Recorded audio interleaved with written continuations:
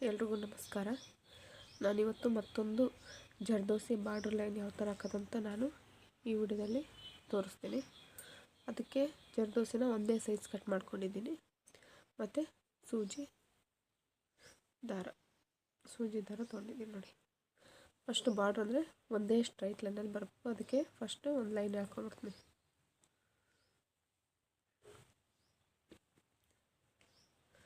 ಈಗ ಸೂಜಿ ದಾರದಲ್ಲಿ ಪೋಣಿಸ್ಕೋಬೇಕು. ಫಸ್ಟ್ ಯಾವುದೇ ವರ್ಕ್ ಸ್ಟಾರ್ಟ್ ಮಾಡ್ಬೇಕಾದ್ರೆ ಈ ದಾರನ ಎಂಡ್ ಲಾಕ್ ಮಾಡ್ಕೋಬೇಕು. ಈ ಆರಿ ಎಂಬ್ರಾಯ್ಡಿಂಗ್ ವರ್ಕಲ್ಲಿ ಸ್ಟೈಲ್ ಸ್ಟಿಚ್ ಆಗಿರ್ಬೋದು, ಮತ್ತು ಸೂಜಿ ದಾರದಲ್ಲೂ ಅಷ್ಟೇ. ಸೂಜಿ ದಾರದಲ್ಲಿ ಈ ಥರ ಫಸ್ಟು ಇದನ್ನ ಗಂಟು ಹಾಕ್ಕೊಂಬಿಡ್ತೀನಿ.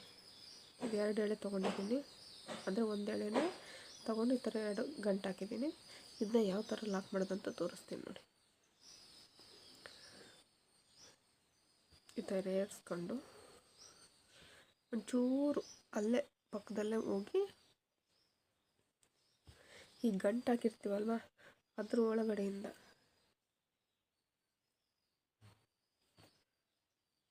ಈ ಥರ ಗಂಟು ಹಾಕಿರ್ತೀವ, ಇದ್ರ ಒಳಗಡೆಯಿಂದ ಸೂಜಿನ ತಗೊಂಡು ಹೊರಗೆ ಬಂದು ಮೇಲೆ ಕೆಳ್ಕೊಂಡ್ರೆ ಅದು ಲಾಕ್ ಆಗುತ್ತೆ ನೋಡಿ.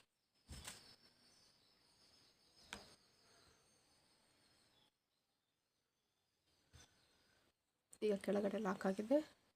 ಈಗ ಮತ್ತೆ ಸೂಜಿ ದಾರನ ಮೇಲ್ಗಡೆಯಿಂದ ತರ್ತಾ ಇದ್ದೀನಿ ನೋಡಿ. ಈಗ ಜರ್ದೋಸಿನ ತೊಗೊಳೋಣ.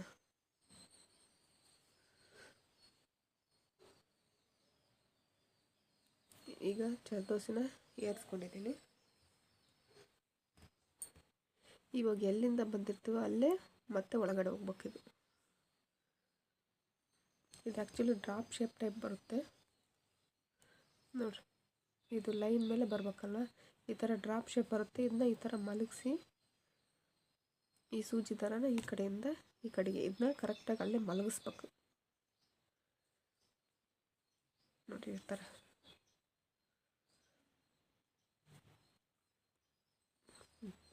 ಎಷ್ಟು ಈಸಿಯಾಗಿ ಹಾಕ್ಬೋದು ನೋಡಿರಿ.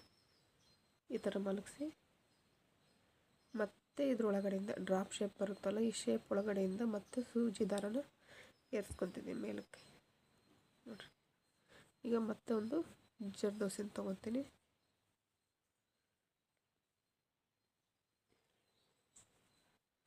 ಈಗ ಎಲ್ಲಿ ಬಂದಿದ್ದೋ ಅಲ್ಲೇ ಮತ್ತೆ ಒಳಗಡೆ ಹೋಗ್ತಾ ಇದ್ದೀನಿ.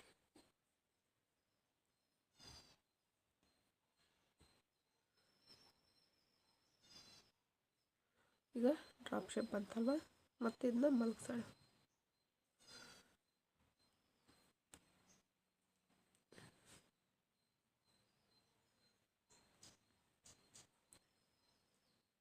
ನೋಡಿರಿ ಈ ಥರ ಮತ್ತೆ ಸೇಮ್ ಅದೇ ಥರನೇ ಇದ್ರೊಳಗಡೆಯಿಂದ ಫಸ್ಟ್ ಒಳಗಡೆ ಮತ್ತೆ ಬಂದ್ವಾ.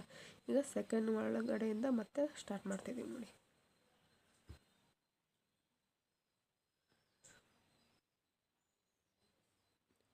ಈಗ ಇನ್ನೊಂದು ಜರ್ದೋಸಿ ತೊಗೊತಿದ್ದೀನಿ.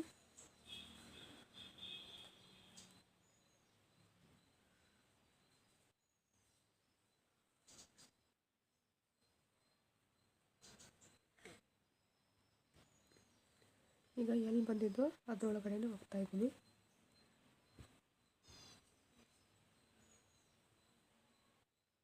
ಈ ಥರ ಡ್ರಾಪ್ ಶೇಪ್ ಬರುತ್ತೆ. ಇದನ್ನ ಈ ಥರ ಪ್ರೆಸ್ ಮಾಡಿ ಇಟ್ಕೊಂಡು ಅದನ್ನ ಮಲಗಿಸಿ ಒಂದು ಲಾಕ್ ಮಾಡಿಬಿಡೋಣ ಇಲ್ಲಿ.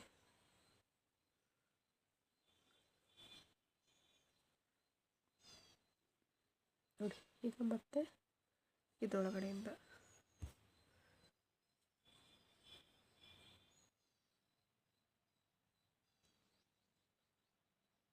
ಈಗ ಎಲ್ಲಿ ಬಂದಿದ್ದು ಅಲ್ಲೇ ಮತ್ತೆ ಒಳಗಡೆ ಹೋಗ್ತಾ ಇದ್ದೀನಿ.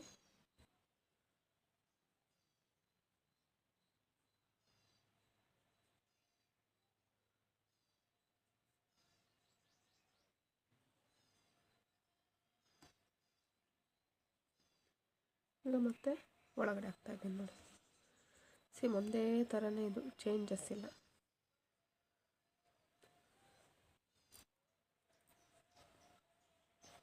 ಈಗ ಮತ್ತೆ ಇದನ್ನು ಈ ಥರ ಮಲಗಿಸಿ ತೋರಿಸ್ತೀನಿ ನೋಡಿ.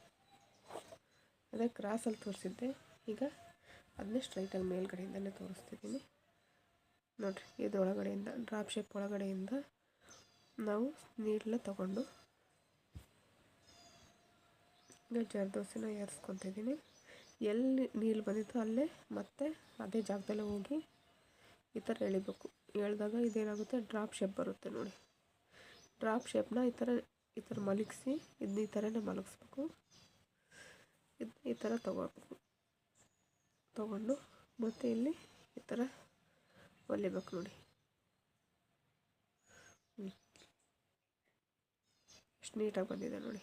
ಮತ್ತು ಸೇಮ್ ಒಂದೇ ಥರನೇ ಒಂದು ಕ್ಲಿಯರಾಗಿ ನೋಡ್ಕೊಂಬಿಡಿ, ಹಗಲೆಲ್ಲ ನೋಡ್ಕೊಳ್ಳೋ ಅವಶ್ಯಕತೆನೇ ಇರೋಲ್ಲ.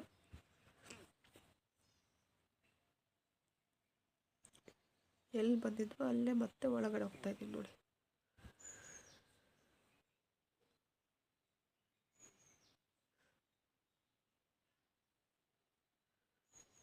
ಇದು ಈ ಥರ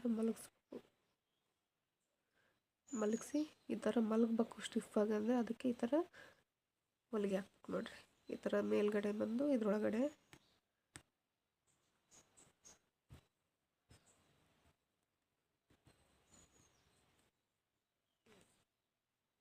ಈ ಥರ ಒಳಗಡೆ ಒಂದು ಈ ಸೂಜಿನ ಈ ಥರ ಹಾಕಿ ಈ ಥರ ಎಳೆದ್ರೆ ದಾರಾನ ಲಾಕ್ ಮಾಡಿದರೆ ಇದು ಸ್ಟಿಫಾಗಿ ಕೂರುತ್ತೆ.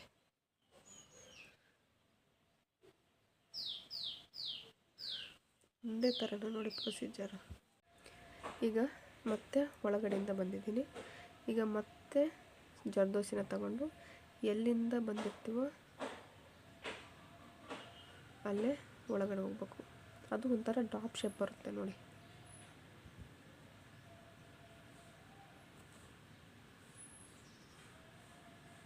ನೋಡಿರಿ, ಈ ಥರ ಡ್ರಾಪ್ ಶೇಪ್ ಬಂದಿರೋದನ್ನ ಈ ಥರ ನೀಟಾಗಿ ಮಲಗಿಸ್ಬಿಡೋಣ.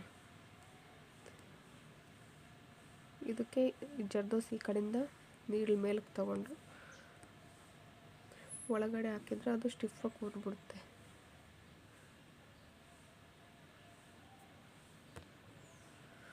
ನೋಡಿ, ಮತ್ತೆ ಅದ್ರ ಡ್ರಾಪ್ ಶೇಪ್ ಒಳಗಡೆಯಿಂದ ಬಂದು ಮತ್ತೆ ಇನ್ನೊಂದು ಜರ್ದೋಸಿ ತೊಗೊತಿದ್ದೀನಿ ನೋಡಿ. ಅದು ಎಲ್ಲಿ ಬಂದಿತ್ತು ಅಲ್ಲೇ ಹೋಗ್ತಾಯಿದ್ದೀನಿ. ಸಿಂಪಲಾಗಿ ಈಸಿಯಾಗಿ ಹಾಕ್ಬೋದು ನೋಡಿ, ಯಾರು ಬೇಕಾದರೂ ಹಾಕ್ಬೋದು. ಇಷ್ಟೇ ಸಿಂಪಲ್. ಸೂಜಿ ದಾರದಲ್ಲೇ ಹಾಕ್ರಿ. ನಮಗೆ ಕ್ರೋಶ ಕಡ್ಡೀಲಿ ಬರಲ್ಲಪ್ಪ ಅಂದರೆ ಜರ್ದೋಸಿಗೆ ಬೆಸ್ಟ್ ಅಂದರೆ ಈ ಸೂಜಿ ದಾರನೇ.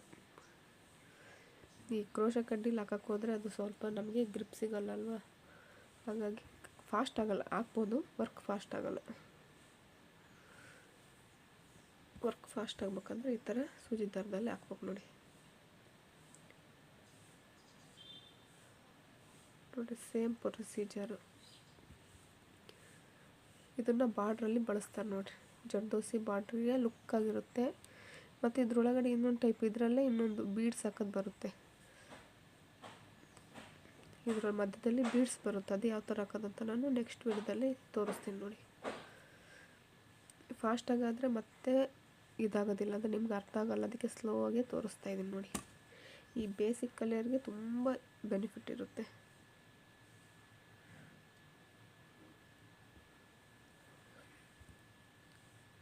ನೋಡಿರಿ. ಈ ಥರ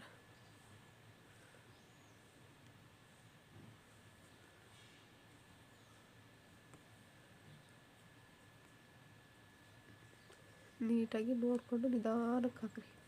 ಅರ್ಜೆಂಟ್ ಮಾಡ್ಕೋಗ್ಬೇಡ್ರಿ. ನೋಡಿರಿ ಎಷ್ಟು ನೀಟಾಗಿ ಬಂದಿದೆ.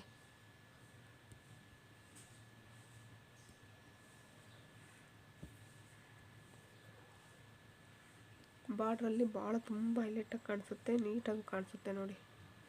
ಲಾಸ್ಟ್ ವಿಡಿಯೋದಲ್ಲಿ ಇದು ಅಪ್ಲೋಡ್ ಮಾಡಿದ್ದೆ, ಅದು ಅಷ್ಟೇ ತುಂಬ ನೀಟಾಗಿ ಬಂದಿದೆ ನೋಡಿ. ಈ ಬೀಡ್ಸು ಥ್ರೆಡ್ ಬದಲು ಈ ಥರ ಜರ್ದೋಸಿನ ಹಾಕಿದರೆ ಗ್ರ್ಯಾಂಡಾಗಿರುತ್ತೆ, ಬ್ರೈಡಲ್ ಲುಕ್ ಕೊಡುತ್ತೆ ನೋಡಿ.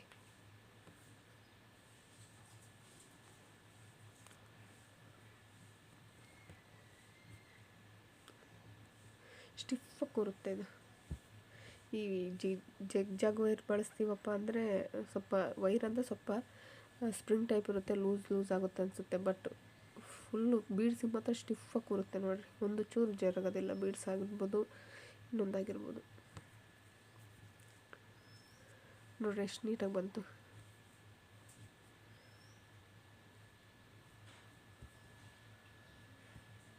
ನೆಕ್ಸ್ಟ್ ವಿಡಿಯೋದಲ್ಲಿ ಇದರೊಳಗಡೆ ಬೀಡ್ಸ್ ಬರುತ್ತೆ, ಅದು ಯಾವ ಥರ ಹಾಕೋದಂತ ನಾನು ನೆಕ್ಸ್ಟ್ ವಿಡಿಯೋದಲ್ಲಿ ಅಪ್ಲೋಡ್ ಮಾಡ್ತೀನಿ ನೋಡಿ.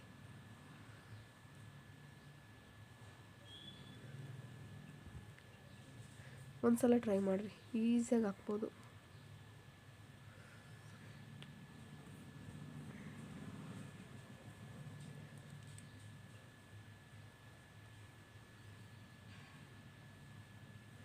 ನೀಟಾಗಿ ಇಟ್ಕೊಂಡು ನಿಧಾನಕ್ಕೆ ಪ್ರಾಕ್ಟೀಸ್ ಮಾಡಿ, ಅರ್ಜೆಂಟ್ ಮಾಡೋಕ್ಕೆ ಹೋಗ್ಬಿಟ್ರಿ.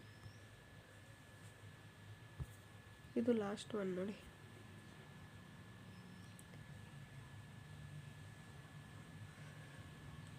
ತುಂಬ ಅಂದರೆ ತುಂಬ ಚೆನ್ನಾಗಿ ಬರುತ್ತೆ ಇದು ಡಿಸೈನು.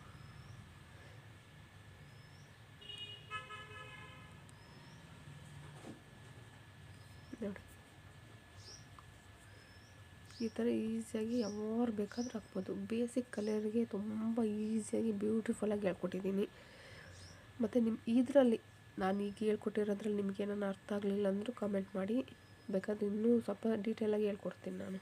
ಇದು ನಿಮಗೆ ಫಾಸ್ಟ್ ಅನಿಸಿದರೆ, ಬಟ್ ಇಷ್ಟು ಸ್ಲೋ ಆಗಿ ಹೇಳ್ಕೊಟ್ಟಿದ್ದೀನಿ ಅಂದರೆ ಅರ್ಥ ಆಗುತ್ತೆ. ತುಂಬ ಈಸಿಯಾಗಿ ಹಾಕ್ಬೋದು ನೋಡಿ.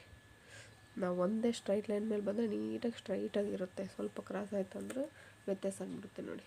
ಇದು ಬಾರ್ಡ್ರ್ ಡಿಸೈನ್ಗೆ, ಈ ಬ್ಲೌಸ್ ಬಾರ್ಡರ್ ಡಿಸೈನ್ಗೆ ಜರ್ದೋಸಿ ವರ್ಕ್ ಯಾರಾದರೂ ಕೇಳಿದರೆ ಈ ಡಿಸೈನ್ ಹಾಕ್ಕೊಡಿ. ತುಂಬ ನೀಟಾಗಿ ಬಂದಿದೆ, ಫಿನಿಶಿಂಗ್ ಅಷ್ಟೇ ನೀಟಾಗಿ ಬಂದಿದೆ ನೋಡಿ.